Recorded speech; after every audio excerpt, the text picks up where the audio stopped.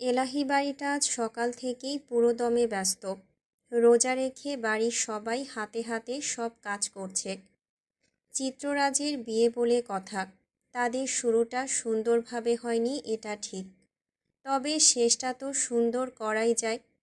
বিয়ের সময়সূচি ঠিক করা হয়েছে রাত 10টায়। তারাবির পর বিয়ের দলিলে স্বাক্ষর করবে চিত্ররাজ, সে অনুযায়ী কাজ চলছে। বাড়িটা কি সুন্দর করে সাজানো হয়েছে, যদিও চিত্রা এত কিছু চাইছিল না। তার কাছে ওই যে তার সাদামাটা বিয়েটা হয়েছিল, ওটাই সবচেয়ে মনে রাখার মতো সুন্দর ছিল। ফারাজ চিত্রার জন্য লাল রঙের শাড়ি কিনে এনেছে, তবে চিত্রা ওটা পরবে না। সে তার বিয়ের ওই বেনারসিটাই পরবে। ওটার সাথে তার হাজারটা গল্প জড়িয়ে। লোকেরা বাড়ি সাজাতে ব্যস্ত, সাদামাটা আয়োজন যদিও। আয়োজন এমন হলো, সাজসজ্জায় ভালোবাসা মিশে আছে। উঠোন জুড়ে টাঙানো হয়েছে সাদা আর হালকা হলুদ ফেরি লাইট। বারান্দার রেলিংয়ে জড়ানো গাঁদা রজনীগন্ধার মালা থেকে ভেসে আসছে মিষ্টি সুবাস। প্রবেশদ্বারে ছোট্ট করে ফুল দিয়ে বানানো একটা খিলান, খুব বেশি জাঁকজমক নয়। বাড়ির একপাশে তখন রান্নার ধুম লেগেছে, খালি যে বিয়ের জন্য তেমনটা নয়। ইফতারি থেকে শুরু করে সব একসাথে হচ্ছে। আজকে নদী জিদ ধরে বলেছে বাড়ির মানুষরা মিলেই সব সামলে নেবে। নদীর উপর ফারাজের ভরসা আছে, পাকা রাঁধুনি একেবারে। আর যেহেতু সব কিছু নিজেদের মধ্যেই, তাই রান্নার পুরো দায়িত্ব নিয়েছে বাড়ির মেয়েরাই। নদীর সাথে রুমানা, জমেলা, আয়শা, ফারিয়া সবাই মিলে একসাথে কাজ করছে। কেউ সবজি কাটছে, কেউ মশলা বাটছে, কেউ হাঁড়িতে নেড়ে দিচ্ছে রান্না। নিশু আর পিয়াসকে সকালে ফোন করে জানানো হয়েছিল, কিন্তু এত দূরের পথ হুট করে পাড়ি দেওয়া সবার পক্ষে সম্ভব হয় না। তবুও মার্জিয়া সকাল সকাল চলে এসেছে, চুপচাপ হাতে হাত মিলিয়ে সাহায্য করে যাচ্ছে। শুধু সোহাগটা আসেনি, হয়তো আসার সাহস হয়নি। নিজের ভালোবাসার মানুষটাকে দ্বিতীয়বার অন্য কারো হয়ে যেতে দেখা, এই কষ্টটা সহ্য করার মতো শক্তি তার নেই। জমেলা বুড়ি একটা বড় বাটিতে পেঁয়াজ নিয়ে বসে আছে, তার চোখের জল নাকের জল এক হয়েছে। এই পেঁয়াজগুলো শয়তান রে শয়তান, আমার যৌবনের কথা মনে করিয়ে দিচ্ছে। ফারিহা হাসতে হাসতে বলল, ও মা, আপনার যৌবনও ছিল নাকি? জমেলা চোখ বড় করে বলল, এই মাইয়া, যৌবন ছিল মানে? আমার যৌবন তো এখনও উতলাইয়া বাহিরে পড়ে। নদী চুপচাপ হাঁড়ি নেড়ে যাচ্ছে, মাঝে মাঝে মাথা তুলে শুধু বলে, লবণটা ঠিকমতো দেন, এভাবে কাজ করলে রান্না শেষ হবে কখন? জমেলা কোনো কাজই করছে না, কেবল লবণ দেখার বাহানায় একটার পর একটা মাংস মুখে ঠুসছে। শেষে বাধ্য হয়ে নদী চেঁচিয়ে বলল, জমেলা বুড়ি। জমেলা একটু লজ্জা না পেয়ে বলল, চেখে দেখতেছি, বিয়ের রান্না, টেস্ট না করলে মানায় নাকি? রুমানা হেসে বলল, এত চাকলে পরে বাড়ির লোক রাতে না খেয়ে থাকবে। হঠাৎ করেই রান্নাঘরের বাহিরে একটু হইচই শোনা গেল। তারপরই গাছের পাশে হেলান দিয়ে দাঁড়িয়ে পড়ল ফারাজ। ফারাজ দুই হাত বুকের সামনে ভাঁজ করে দৃশ্যটা একবার চোখ বুলিয়ে বলল, এই কিসের রান্না এখন করা হচ্ছে? ছোট লোকি কারবার, রান্না করতে এত সময় লাগে? আর বাপরে বাপ, কি গরম! আমার মতো হর ছেলে এখানে থাকলে নির্ঘাত কয়লা হয়ে যাবে। আয়শা হেসে বলল, আপনারই তো বিয়ের রান্না হচ্ছে, একটু সহ্য করুন। ফারাজ ভ্রু তুলে বলল, আমার বিয়ের রান্না? এই রান্না যদি আমি খাই, তাহলে বিয়ের আগেই বিদায় নিতে হবে। হঠাৎ ফারাজের চোখ পড়ল জমেলা বুড়ির দিকে। বড় বাটিটা কোলে নিয়ে দিব্যি বসে বসে মাংস গিলছে। ফারাজ থমকে দাঁড়িয়ে বলল, এই যে, এই বাড়িতে কি আলাদা করে খাদ্য মন্ত্রণালয় খুলেছেন? বয়স তো কম হলো না আপনার, এত গিলবেন না দয়া করে, এত খেলে অকালে উপরে চলে যাবেন। জমেলা নির্বিকার, চেখে দেখতেছি খালি আন্ডারপ্যান্ট হেন্টু বয়। অভ্র পাশ থেকে বলল, ওটা আন্ডারপ্যান্ট নয়, আন্ডারস্ট্যান্ড। সবই তো পারেন, তো এত ঢং করেন কেন? সুন্দরীরা ঢং করে, আর আমি তো মহাসুন্দরী, সুন্দরীর থেকেও বড় সুন্দরী, সর্বশেষ সুন্দরী। হোপ, নাগিন সিরিয়াল কম করে দেখেন বুড়ি। ফারাজ ধীরে ধীরে তার সামনে গিয়ে বসে পড়ল। চেখে দেখছেন? বুড়ি, তুমি যেভাবে চেখে দেখছো তাতে তো মনে হচ্ছে বিয়ের আগেই সব শেষ করে দেবে। জমেলা চোখ কুঁচকে বলল, এই হেন্ডু বয়, আমি কি ওর ভাগেরটা ইটিং করতাছি? নদী এবার বিরক্ত হয়ে বলল, এইসব বাদ দিয়ে কাজ করতে দাও তো। ফারাজ চোখ টিপে বলল, কাজ তো দেখছি হচ্ছেই, একজন রান্না করছে আরেকজন খেয়ে যাচ্ছে, টিমওয়ার্ক ভালোই। তারপর একটু থেমে নিচু গলায় যোগ করল, এইভাবে চললে বিয়ের রাতে আমার প্লেটে কিছুই পড়বে না। জমেলা মুখ ভরে মাংস চিবোতে চিবোতে বলল, খাবার না থাকলে সমস্যা নাই, বউ তো থাকবে। ফারাজ এক সেকেন্ড থেমে তারপর হাত তুলে বলল, এই জন্যই বলি এই বুড়ির অভিজ্ঞতা বেশি, সরাসরি মূল বিষয়ে চলে যায়। ফারাজ হঠাৎ গলা খাকারি দিয়ে সোজা হয়ে দাঁড়ালো, মুখে একদম সিরিয়াস ভাব এনে বলল, আচ্ছা, এত রান্না বান্না বাদ দাও তো, একটা গুরুত্বপূর্ণ প্রশ্ন আছে। সবাই থেমে গেল, নদীও কড়াই নাড়িয়ে থামল। ফারাজ চারপাশে তাকিয়ে ধীরে ধীরে বলল, বাসরের জন্য আলাদা কিছু রান্না হবে নাকি? এই ফারাজ। নদী লজ্জায় কড়াইয়ের দিকে তাকিয়ে গেল। তুমি একদম অসভ্য হয়ে যাচ্ছ। ফারাজ নির্বিকার, বাসর ঘরেও তো ক্ষুধা লাগতে পারে, তখন তো নিচে এসে খেতে পারবো না, ব্যস্ত থাকবো তখন।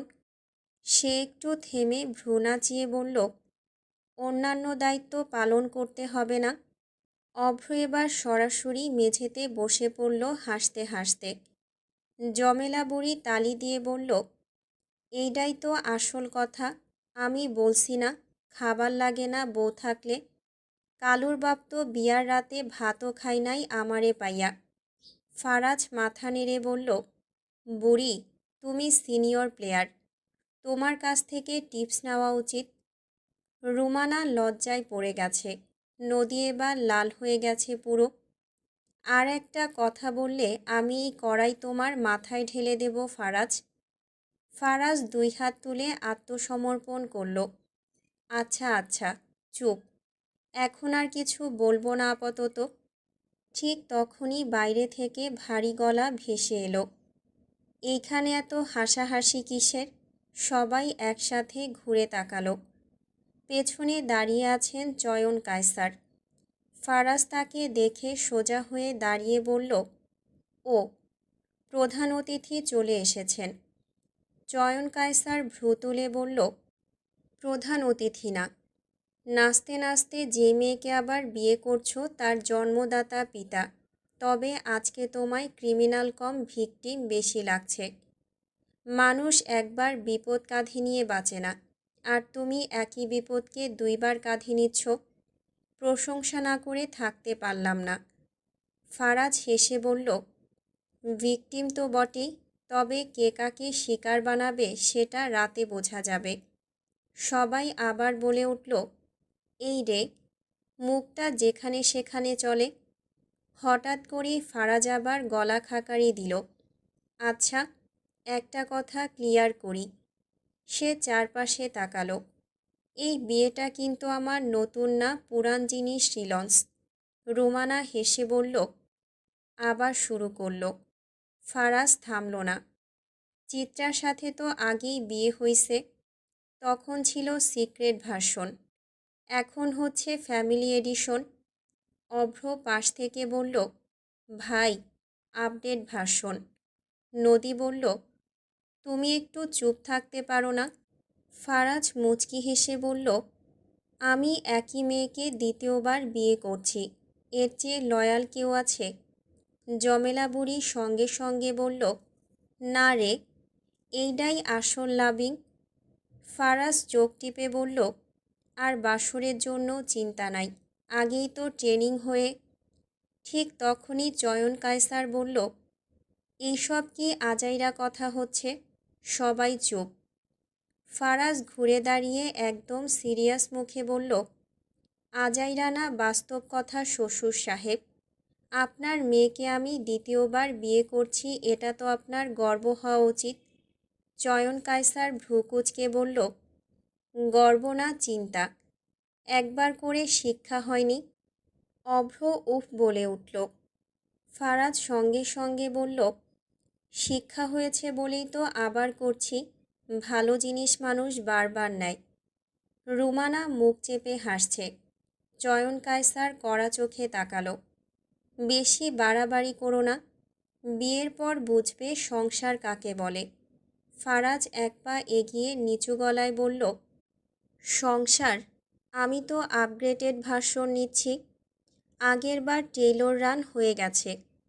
অভ্র হাসতে হাসতে কাঁদছে। চয়ন কায়সার দাঁত চেপে বলল, তোমার জিহ্বা খুব চালু হয়েছে দেখি। ফারাজ ফিসফিস করল, জিহ্বা চালু না থাকলে তো বিয়ে টেকে না শ্বশুর সাহেব। তারপর থেমে আবার জোরে বলল, বিশেষ করে যখন একই বউকে দ্বিতীয়বার পটাতে হয়। ফারাজ এবার থামল না। আর একটা কথা, আপনার মেয়ে তো আমাকে আগেই বিয়ে করেছে, এখন আবার করছে মানে কি বুঝালেন? সবাই তাকিয়ে আছে। ফারাজ নিজেই উত্তর দিল, মানে আমি একবার পাস না, রি এক্সাম দিয়েও পাস। অভ্র মেঝেতে বসে পড়ল হাসতে হাসতে। জমেলা উঠে দাঁড়িয়ে বলল, এইডা হইল হিন্দু গোল্ডেন জামাই। চয়ন কায়সার এবার সত্যি সত্যি মুখ সামলাতে পারছে না। কড়া থাকার চেষ্টা করেও ঠোঁট কাঁপছে। ফারাজ আবার যোগ করল, তাই শ্বশুর সাহেব ভয় পাবেন না, আপনার মেয়ে সেফাতে আছে, একবার না দুইবার কনফার্ম। চয়ন কায়সার হঠাৎ মুখ ঘুরিয়ে নিল, কাশি দেওয়ার ভান করল। অনেক হয়েছে, তোমরা কাজ করো। তারপর আর এক সেকেন্ডও না দাঁড়িয়ে দ্রুত বের হয়ে গেল। পেছন থেকে অভ্র চিৎকার দিল, কি হলো স্যার, ভয়ে মাঠ ছাড়লেন নাকি? থাক, শ্বশুরকে আর অসুর হতে বাধ্য করিস না। পরে আমার নামে বউয়ের কাছে কুটনামি করলে তোর ভাবি বাসর ঘরে স্টার জলসার মতো নাটক বাঁধিয়ে ঠুমাস ছোটলোকি কারবার শুরু করবে। ইফতারের সময় হতে এখনও মিনিট 5 বাকি। ডাইনিং টেবিল ভর্তি খেজুর, বেগুনি, পেঁয়াজু, ফল, শরবতসহ সব কিছু সাজানো। ফারাজ চুপচাপ বসে আছে ঠিকই, কিন্তু তার মুখের ভাব এমন যেন কেউ তার সামনে যুদ্ধ ঘোষণা করেছে। সারাদিন না খেয়ে থাকা, তার উপর এই বাড়ি তার প্রথম রোজা রাখা। মাথা গরম হয়ে আছে পুরো দমে। গ্লাসে শরবত ঢালতে ঢালতে হঠাৎ বিরক্ত গলায় বলল, এই শরবতটা তো মিষ্টি কেন? ডায়াবেটিস বাড়ানোর প্ল্যান নাকি? চিত্রা পাশ থেকে কনুই দিয়ে ধাক্কা দিল, চুপ করুন, শুনছে সবাই।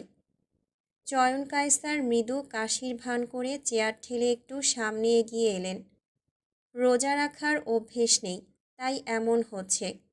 আমাদের সময়। ফারাজ মাঝপথেই কথা কেটে দিল। ভ্রু কুঁচকে বলল, আপনাদের সময় তো ডাইনোসরও ছিল শ্বশুর সাহেব, তুলনা করবেন না প্লিজ। টেবিলে সবাই চাপা হাসি চেপে ধরল। চিত্রা মাথা নিচু করে ফেলল, হাসি আটকাতে গিয়ে কাঁপছে। চয়ন কায়সার থামার মানুষ না। চশমাটা ঠিক করে একটু গম্ভীর সুরে বললেন, দেখো বাবা, রোজা রাখতে হলে ধৈর্য লাগে, শুধু না খেয়ে থাকলেই রোজা হয় না, মেজাজ ঠান্ডা রাখতে হয়। ফারাজ হেলান দিয়ে বসে ঠোঁট বাঁকিয়ে বলল, আমি তো ঠান্ডাই আছি, আপনি বারবার আগুন ধরাচ্ছেন। আমি? চয়ন কায়সার ভ্রু উঁচু করলেন, আমি তো অভিজ্ঞতা থেকে বলছি। ফারাজ সঙ্গে সঙ্গে জবাব দিল, অভিজ্ঞতা ভালো জিনিস, কিন্তু সবসময় আপডেটেড না থাকলে সেটা পুরনো সফটওয়্যার হয়ে যায়। এবার আর কেউ থামতে পারল না। টেবিল জুড়ে হাসির বিস্ফোরণ।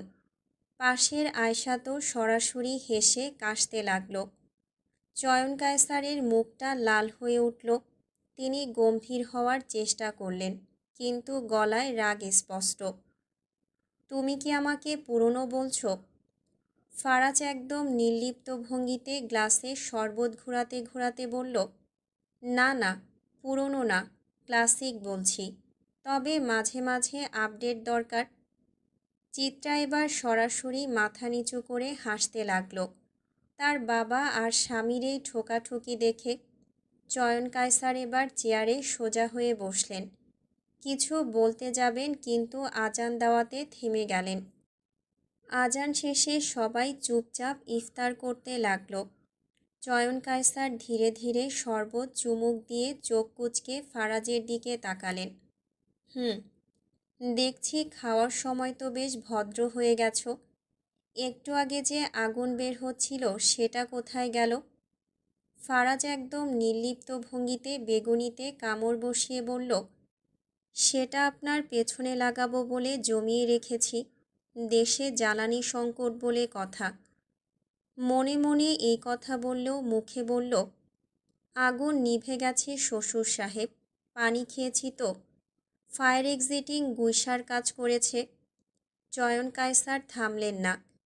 এই বয়সে এত রাগ ভালো না। সংসার করতে গেলে ধৈর্য লাগে। আমার মেয়েকে কিন্তু কষ্ট দিলে। ফারাজ এবার ধীরে ধীরে গ্লাস নামিয়ে খুব শান্ত চোখে তাকালো। আপনার মেয়েকে কষ্ট দেব আমি? আপনি ভুল মানুষকে ওয়ার্নিং দিচ্ছেন। চয়ন কায়সার এবার একটু থতমত খেলেন, কিন্তু হার মানার পাত্র না। তুমি খুব চালাক, কিন্তু মনে রেখো, আমি কিন্তু অনেক পুরনো খেলোয়াড়। ফারাজ মাথা নেড়ে সম্মতি দিল। জানি আপনি লিজেন্ড ক্যাটাগরির, তবে একটা সমস্যা আছে। কি সমস্যা? চয়ন কায়সার চোখ ছোট করলেন। ফারাজ এবার একটু ঝুঁকে এসে ফিসফিস সুরে বলল, লিজেন্ডদের সাথে তো নতুন প্লেয়াররা খেলতে ভয় পায়, কিন্তু আমি গেম আপডেট করে খেলি। চিত্রা মুখ চেপে হাসছে। চয়ন কায়সার এবার সত্যি একটু চুপ। ফারাজ আবার স্বাভাবিক হয়ে বসে বলল, আর একটা কথা বলি। চয়ন কায়সার কৌতূহলী হলেও মুখ গম্ভীর। বলো। ফারাজ শরবতের গ্লাস তুলে হালকা নেড়ে বলল, আপনি যতই আমার পরীক্ষা নেন, শেষ পর্যন্ত তো আমাকে আপনার জামাই হিসেবে রাখতেই হবে। রিটার্ন পলিসি নেই কিন্তু। চয়ন কায়সার নিজেও আর ধরে রাখতে পারলেন না, হেসে ফেললেন জোরে। এই ছেলেটা একেবারে অসহ্য। ফারাজ শান্ত গলায় বলল, তবুও তো পছন্দ করেন। আমায় ছাড়া বাথরুমে গিয়ে কাজ সারতেও ভালো লাগে না। তো পরের বার আমার হাগা পেলে আমার সাথে বাথরুমের সাথে যেও। আরে না না, ওইসব পারবো না। বুড়ো মানুষের হাগায় গন্ধ বেশি, তার উপর আপনার পেট কষা। পাদলে এক জেলা থেকে গন্ধ আরেক জেলায় যায়। উফ, 2 মাস ছোটলোকি কারবার।